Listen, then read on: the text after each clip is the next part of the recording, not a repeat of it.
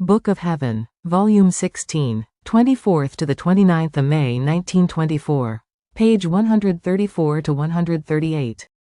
May 24, 1924. The doctrine of the divine will is most pure, most clear and refulgent, and to doubt about it is the most absurd thing. The first word which God pronounced in creation was fiat. It encloses everything, and with it God gave the first lesson on His will. Divine image and likeness within us. I felt embittered to the highest degree because of the privation of my sweet Jesus, and with the sad doubt that everything that Jesus has told me and has worked in my soul may be nothing other than my illusion, a trick of the infernal enemy.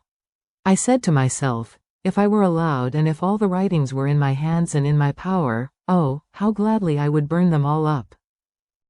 But, alas, they are no longer in my power, they are in someone else's hands, and if I wanted, I would not be allowed. Ah, Jesus, save at least my poor soul, do not let me perish. And since everything is over, the relations between me and you, do not permit that I have the greatest misfortune, of not doing, even slightly, your most holy and adorable will. Now, while I was thinking of this, my adorable Jesus moved in my interior. Before His adorable presence, the darkness fled, the doubts disappeared, and light and peace came back to me. And my sweet Jesus told me, daughter of my will, why do you doubt my work in you? And then, to doubt about my will and about what I have told you on my supreme volition, is the most absurd thing that can be.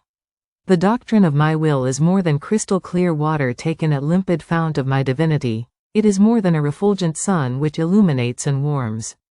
It is a most clear mirror, and whoever will have the great good of reflecting himself in this celestial and divine doctrine, will be shaken and will feel within himself all the good will to be purified of his stains, to be able to drink in large gulps from this celestial doctrine and so remain embellished by its divine adornments.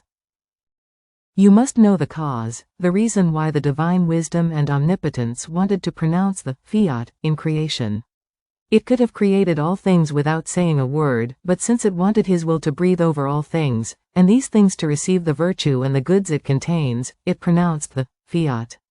And as it pronounced it, it communicated the prodigies of its will, so that all things might have my will as life, rule, example and teacher. My daughter, since the first word of your God which resounded in the vault of the heavens was fiat, nor did He say anything else, this meant that everything was in the fiat. With the fiat He created everything, constituted everything, ordered everything, enclosed everything, bound all His goods for the good of all those who would not go out of His eternal fiat. And when, after creating everything, I wanted to create man, I did nothing but repeat the fiat, as though kneading him with my own will. And then I added, let us make man in our image and likeness. By virtue of our will, He will maintain our likeness whole within Himself, and will preserve our image beautiful and intact. See then, how the uncreated wisdom wanted to pronounce it, as if it were unable to say anything else but fiat, so much was this lesson, so sublime, necessary for all. And this fiat is still in the air, upon the whole creation, as preserver of my own works, and as though in act of descending upon earth to invest man and to enclose him once again within itself, so that he may return there where he came from, that is, having come from my will, he may return to my will. In fact, it is my will that all things created by me return to the same path from which they came, so that they may come back to me, beautiful, decorous and as though carried triumphantly by my own will. So, of all I have told you about my will, this has been my purpose, that my will be known and come to reign upon earth. And what I have said will be, I will overwhelm everything in order to obtain this, but everything must return to me within that word, fiat. God said, fiat, and fiat must man say.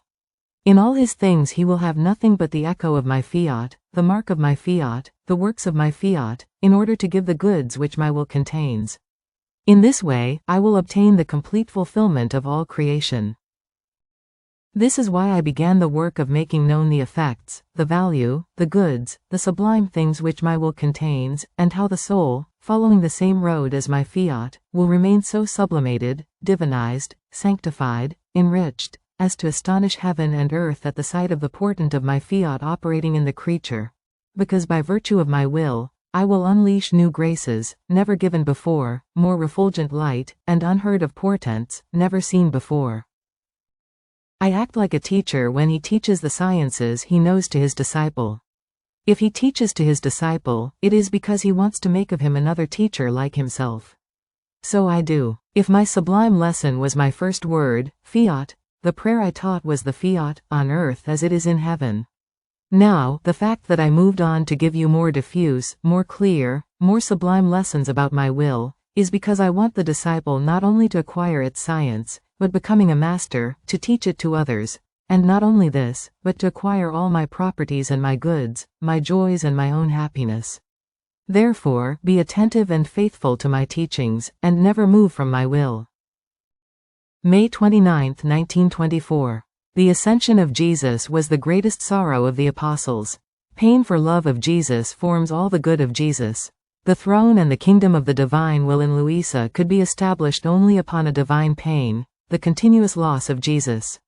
I was thinking of when my sweet Jesus went back to heaven in his glorious ascension, and therefore of the sorrow of the apostles in remaining deprived of such a great good, and my sweet Jesus, moving in my interior, told me, "My daughter, the greatest sorrow for all of the apostles, in their entire lives, was to remain deprived of their master. As they saw me ascend to heaven, their hearts were consumed with the pain of my privation. And much more sharp and penetrating was this pain, since it was not a human pain, something material that they were losing, but a divine pain. It was a God that they were losing. And even though I had my humanity, as it resurrected, it was spiritualized and glorified, therefore all the pain was in their souls, and penetrating them completely, it made them feel consumed with grief, such as to form in them the most harrowing and painful martyrdom. But all this was necessary for them. One can say that until that moment, they were nothing but tender babies in virtues and in the knowledge of divine things, and of my own person. I could say that I was in their midst and they did not really know me or love me.